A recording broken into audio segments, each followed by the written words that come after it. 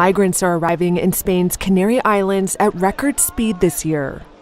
Over 39,700 migrants came to the Canaries by mid-November. That's a 23% increase over the previous year, according to Spain's Interior Ministry.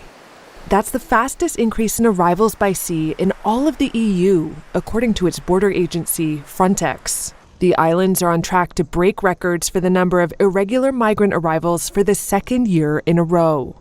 Frontex says smuggling networks are exploiting instability in the Sahel region, including in Mali, where conflict is a key driver of the surge. It's engulfed in an insurgency, and its economic troubles have gotten worse since the military seized power in 2020.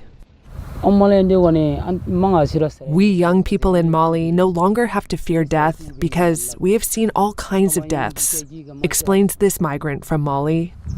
If you stay where you came from or take the wooden boats, you might die, so it doesn't matter. Nearly 10,000 Malians arrived in the Canaries between January and August, compared to nearly 800 in the previous year. Some are coming from even further away, according to Manuel Dominguez, the vice president of the Canary Islands Autonomous Region. They have been diverted towards the Canary Islands from the southern border of Europe, where the entry of irregular migrants has been made impossible.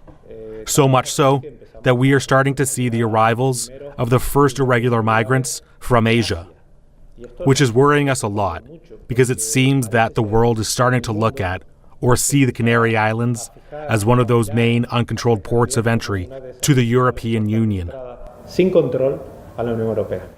One NGO estimates at least 800 migrants have died this year trying to reach the Canaries.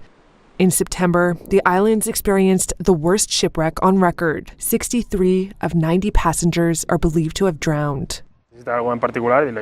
Francisco Navarro, whose NGO runs a migrant center, says it's difficult to understand the scale of the crisis.